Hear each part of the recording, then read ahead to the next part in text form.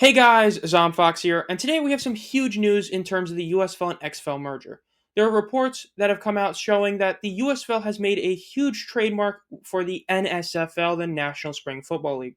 This was a domain that was technically kind of owned by Fox, but wasn't actually trademarked until September 22nd when it was filed, and now it has officially been trademarked. This is huge in the merger news for the XFL and USFL, as this is potentially the name, and we're going to be looking into this and other reports. We're going to start by looking at the XFL News Hub's new article, and then going from there in terms of what all the news has come out in the past week. This article that we're going to be looking at is from XFL News Hub by Mark Perry. Is USFL Enterprises taking over the XFL with an NSFL rebrand? Now, we're not going to be going over the entire article. We're just going to be looking at some of the major key points, with the first one being the NSFL and its trademarks. Adding fuel to the speculative fire, there's been a filing for the National Spring Football League trademark as of September 22nd, 2023, with as many as 22 different variations of the name. It's hard not to link the dots here, considering the USFL Enterprises has been consistently provocative in their business moves. Yes, this is a big deal. The NSFL is going to potentially be the name of this merged league. Of course, there's a tweet from James Larson showing all the things that they can do with this trademark, which are very similar to what they did naturally with the USFL back when they made that whole iteration, that whole thing in regards to the lawsuit they had. So this is definitely a big deal. But then, of course, one of the other huge news to come out is the bounce back emails. In a surprising twist, email accounts associated with Danny Garcia and The Rock's XFL venture are starting to send bounce back notices. This is something very similar to what happened to XFL assistant coaches right before they were let go, which leads to huge speculation that Garcia, Johnson, and Redbird can be stepping away to make room for Fox to acquire the XFL's intellectual property. Now, I'll talk about this more at the end of the video on why this could happen, even though it's a 50-50 merger, apparently. But there is also the case that these are just happening because they're going to be getting new emails, which is why these would be bounced back. We don't know for sure, but we'll find out later. And then there's some other things, but then the other big thing was Danny Garcia's new posts on Instagram that talked about, that one powerful decision, my dream and passion to guide the sport of football and own the XFL can unleash amazing moments for so many, and leaves me inspired to ask what other powerful decisions can be made today. People are trying to figure out what this means, but considering the fact that it's happening at the same time as the NSFL thing's coming out, it makes it very easy to connect the dots that it could be that this is showing either that she's saying this for the NSFL, she's saying this because she's leaving. We don't really know, but we'll know probably soon. So what does all this really mean? This is a lot of things coming out very, very quickly in regards to the emails as well as the NSFL. With the NSFL being done on the 22nd, that being last week, it feels like it has to mean something. They wouldn't just do this out of nowhere unless they're being really preemptive and saying that this could be for like 3 years from now, which I doubt.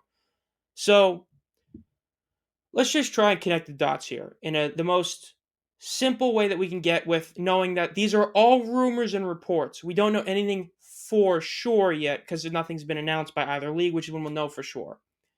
The dots go at the end of the USFL title game. Redbird Capital, the most important owner of the XFL since they have the most money, went to the USFL and tries to merge with them. They are the ones that have the most money, the Redbird, of the three owners for the XFL, and they went to the USFL talking about a merger. Them doing that shows that they have some sort of question about spring football, or more importantly, the XFL. The XFL lost a ton of money this past year, an amount of money that was far more than either year of the USFL. So they go to the USFL and ask for a merge. Nothing happens. There's no huge news, no updates on hubs for the USFL. We end up finding out about the whole Vegas situation with Cashman Field and all that. But then we get to the point where we start hearing these rumors of the merger. We originally heard 10 teams. We heard it was a 50-50 merger, but the most recent report is that it's going to be 12 teams in 6 hubs. Hub equals USFL. They're the ones who've been doing it because it saves them a ton of money in the overall cost of spring football. So you hear that and you hear 50-50 merger, and now you hear this. It could mean one of two things. Either one, like I said, that it's just emails are being taken down because they're going to get new ones for Danny and The Rock. Or two, basically the entire XFL ownership group is gone, and it's just going to be basically, as Mark Perry said, the USFL is going to just acquire the XFL name, teams, and all that. Which I wouldn't be too shocked at, but they'd make it into the NSFL, make it a new league, which I would imagine they'd be doing it to make it with two conferences being the XFL and USFL conference, just because if you do that, you keep the name recognition of both the XFL and USFL while also creating a new one in the NSFL. But we'll see if that happens. That's just what I think is going to end up happening. But again, nobody really knows for sure. If we did, we'd know exactly what teams are coming back. But from all we know, really, there's like, at this point, it seems like that you can really only say that there's like 5 teams that are for sure safe. Those being like the Stallions, Showboats, Battlehawks, Defenders, and Renegades. And even then, we don't know that for sure.